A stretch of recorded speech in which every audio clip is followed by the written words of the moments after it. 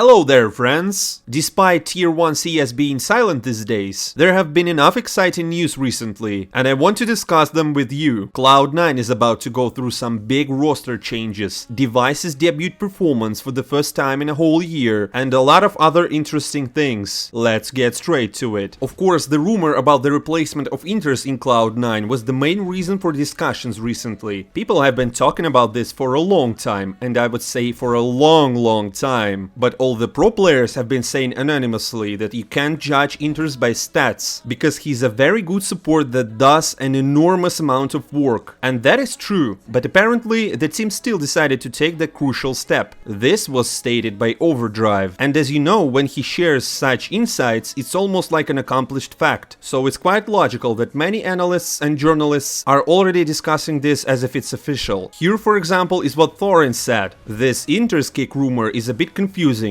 but the majors were some of his worst tournament performances. Aside from that, I think his play and role is underrated. He's not a player you can judge by the scoreboard stats page. Kicking Inters cause Nefani calls like shit at majors is like finding your dick can get hard when you're with a hot girl, and so attempting to fix it by just cutting off your nuts. Thorin did not hesitate to use strong language defending Inters. Even though it's a very harsh comparison, it's also a very decent point. And now here, for example, is what Faces analyst Innershine thinks. If the information about the replacement of Inters in CLOUD9 is correct, then I consider this decision to be a mistake. It is unlikely that this particular replacement of a support lurker will change something for the better in the team. I would say that it is necessary to change their playbook, as Shiro needs to switch to a more aggressive style, and in general they have to change their approach to the game, to become a freer team in terms of playing style. Only then there will be a qualitative breakthrough both in the game and in the results. It's a pointless replacement. And here's what one of the most popular Russian-speaking casters, Lenin, said about this. I don't know if we can believe this, but I felt certain doubts creeping in after Nefani's words of, he said something like, as far as I know there are no replacements planned. People use such phrases when they don't want to leak any insights, but of course I may be wrong. And it seems to me, if we talk about candidates, I would say Forrester is most likely to be one. He has proven himself well, and all these conversations about him joining the team has been there for a long time. Another interesting thing is that people keep discussing the fact that Navi wants to make a completely Ukrainian lineup. Cloud9 may buy out Perfector from the team, everything's possible, although the loss of such a support and a clutcher will be a serious blow for Navi. Anyway, we've been waiting for Inter's kick for a long time. I think this would be a step in the right direction. Well, and these were the opinions from the community. As you remember from the last video, James generally called Inters a key player in the entire Cloud9 structure. In fact, I already had this insight about Inters a few days ago, but I couldn't talk about it. Plus, the guys hid their training server from everyone's eyes. You know, so no one can see who are they testing. And usually that is a great way to create rumors. And they decided to pick a smart path and hid all the nicknames. But Overdrive still managed to dig some interesting information. Из новостей Зорта обновил контракт с Форзе, а на место Интерза, один из претендентов это Форестер. Один из игроков на тесте у Cloud9 это Санджи. Народ, если тестируют Санджи, не значит, что его возьмут. Там много интересных игроков.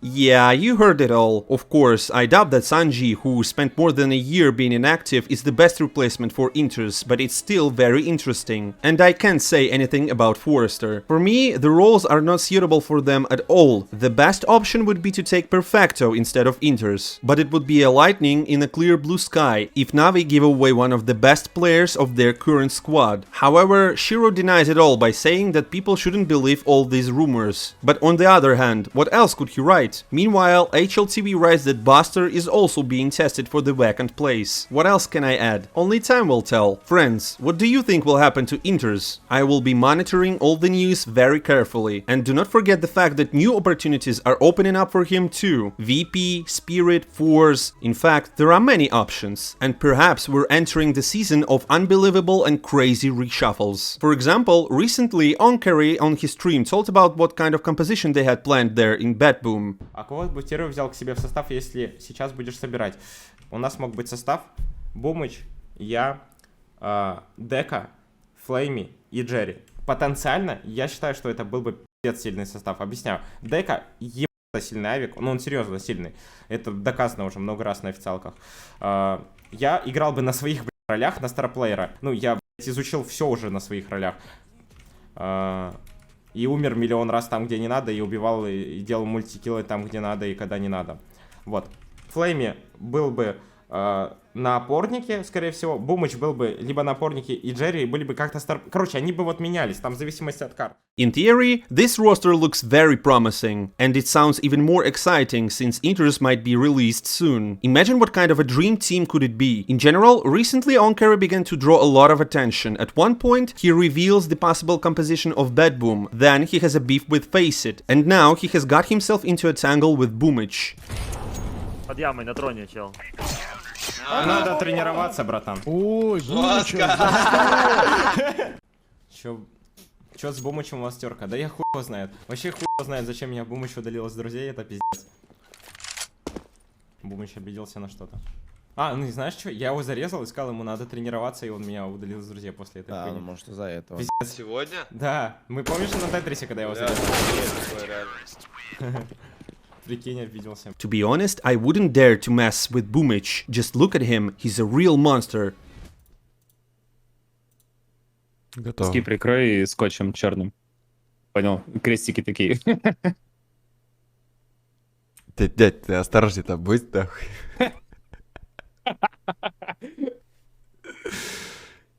Дядь, битки ёбнутые вообще. Мне кажется, ты со мной можешь убить просто.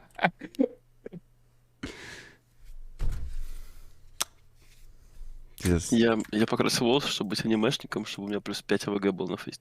Speaking of monsters, Config has officially returned. The truth is, he has returned only for a moment. He will play as a stand-in for Heroic at the upcoming Blast Finals. I think this is a great opportunity for him to show that he has recovered from the injury and that he is still good. Only the reason for his replacement turned out to be not fun at all. As it turned out, Staven will not be able to take part in the Blast World Finals, just like a year ago. All because his older brother decided to take his own life a year ago, and Staven wants to spend this time with his family. We wish the young player and his whole family to stay strong, as well as we wish Config good luck in the upcoming tournament. But let's change the subject. Yesterday, Device finally made his debut after returning to Astralis at the CCT North Europe Series. It's an online tournament with a $50,000 prize pool. In fact, it's a weak and unremarkable tournament. But yesterday it attracted tens of thousands of viewers because Astralis, with Nikolai Reitz in the lineup, played against Tricked. And how did they end up there in the first place, you might ask? Device has the answer. Everyone knows that Astralis is not strong enough to participate in any type of tournaments. We have to build everything from scratch. We don't really care that we are playing at online tournaments at the moment. It is important for us not only to earn points in the ranking, but also to win a lot of games to strengthen our confidence and create the mood that we can beat everyone. Well, let's see if they did it or not. Astralis picked Mirage, and we immediately see that Device got the role of the lurker. While everyone is fighting on B, he flanks the enemies from plant A. But by the time he reached the fight, everyone was already dead. At least he managed to cut off help with short. He managed to show his shooting skills in the second round. It looked like a target practice with dummies. We see that his aim is good, and I can't wait to see what he's capable of doing with AWP. Is he as good as he used to be? But instead of this, we are offered to enjoy how Zepnix paired with Blamef win a 2v4 situation on a bomb. And apparently, Device was not only a great addition to Astralis firepower, but he also uplifted the team morale. Blamef is probably tired of carrying games single-handedly every time, and now he's glad that he has a partner in this difficult matter. And it was only by the 6th round that we saw Nikolai with AWP. He was actually running around with it before, but he couldn't show himself. By the time he reached the plants, his opponents were already dead. As we can see, he doesn't have a particularly aggressive role at the moment, but while I was saying this, Astralis released him to the center in the next round, where he showed Lucky what a real sniper is. And we see the first open frag from Device. And it's logical that when your op is shooting good and your teammates play decently, defeating a team like Tricked is not something incredible, so to say. That being said, the Danes felt very comfortable. The score is 9-1. Yes, after that, Tricked had a successful comeback and took several rounds in a row, but just compare how Lucky plays and you will understand why he was removed from Astralis. He goes into check the connector, jumps and does it very loudly, which makes him an easy prey for Blamef. Well, that's some gross mistakes for a tier 1 level. And Device calmly continues to find entries in the center, and then he also managed to go into Lucky's back. He hasn't lost the experience. The score is 10-5 in the first half, and Astralis lost their moment out of the blue. Instead of effortlessly winning the pistol round and then the whole Mirage without any problems, they lose a 4v2 situation on the planted bomb. A subtle victory there, and that victory, that subtle, might actually turn into a round 1, as it's still a 2 versus 3, but it's looking possible. Quez gets Mister, but it's quickly traded out by Device, and Nodios, the newest player of this Tricked roster, called upon now. 1 versus 2. The bomb gets tapped, so he knows where 1 is, sees the short player, knows Device is close, and will nail that as well. Nodius. Then they managed to lose the force and the full buy rounds. Of course, in such conditions, we got to see the op in Device's hands only when the score was 9-10, and he immediately makes 2 important kills, thanks to which Astralis won the first round in defense, and the game became more tough. They lacked that kind of sniper. See for yourself. Here's a typical entrance to A. He makes a frag, and after that, without unnecessary aggression, hides in a smoke and waits for the teammates to cover him. A great level of team play, no hero actions. The same Fireleg in this situation overpicked and died, and here everything is fine. I miss such a game from Nikolai. But what exactly doesn't change in Astralis is how they can fail in their own matches. Remember how before they could just clinch into matches? If they smell blood, then that was it. Basically they couldn't be stopped. And now, there are no one to make decent moves except Blame, especially after Conflict was removed. And now, finally, they also got a sniper who does not finish a round without a frag. But it's not always enough. When the score was 11-14, we saw the same thing happening again. Device makes 2 kills, but his team gives Plan B without a chance. And he had to do a quadro kill to stop these guys from Tricked. Astralis got lucky that during one of their exits on B, the player of attack forgot to check under the windows, which is why Glaive remained unnoticed and killed 2 in one line, and the remaining 3 were killed off by Device. We've seen this before, right? How much of an impact does he bring to the team? However, in the next round, the defense again lost in the situation being in the majority, 4 against 3, and literally in a second, they died with no single chance. Nikolai could only bring a little stress to the attack at the very end of the round. Defense here, as Device is actually still going for exits. That's a big kill onto Prime. There is not money on this Trick side, and with a flashbang rattling on out, Lucky. Oh, he fires off a shot, but Device can finish just to spam the wall. How is Lucky still alive? That's so unfortunate. That's not wallbangable. Are you serious? Even Device is surprised. In short, no matter how Device and Blame have tried, the score still turned 15-14. They either will send the game to overtime or the score will be 1-0. 2 of them have 30 frags each, and the rest of the Danes don't even have a 1 KD. Fortunately for Astralis, in the last round everyone managed to make at least 1 frag. They played very well during retake and made a team ace. The score is 16-14 and 1-0. It was very close. Thanks to Device and Blamef. It is clear that skills of those 2 players are not enough against top teams, but at the moment we have what we have. 1.71 from Nikolai. Isn't that a pretty good debut?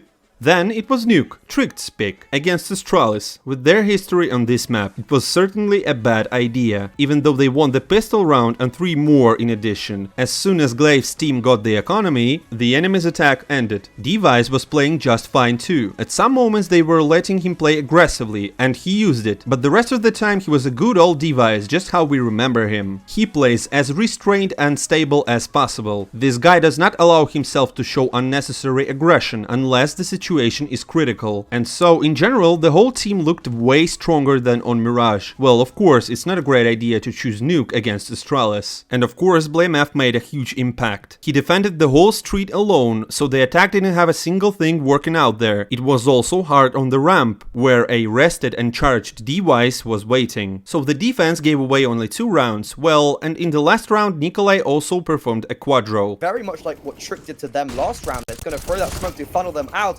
Fully blind. Device is there to cover him. Device with the deagle. Spam goes away. The score is 9-6 in the first half. It's not the most confident score in defense, especially considering the difficulties Astralis has been having in attack lately. But that all was before Device. After the last pistol round, he went and opened the ramp single-handedly. And here you have it, a one round out of the blue. But the guys had several screw-ups too. Nikolai managed to miss in a close combat, but fortunately he quickly corrected himself. And in general, the attack began to take every next round quite easily. The duo of Blame and Device is just something on another level. They would be even more powerful with Config beside them. Mister apparently got inspired by the game of his teammates and decided to also prove himself at the end. He won, you can say, a 1v3 clutch. Will be Mister with the bomb, finally coming alive. Mister, what, 3 kills now into a 1 versus 1 against Nodius. We said he'd have quite a disappointing performance so far. Further forward,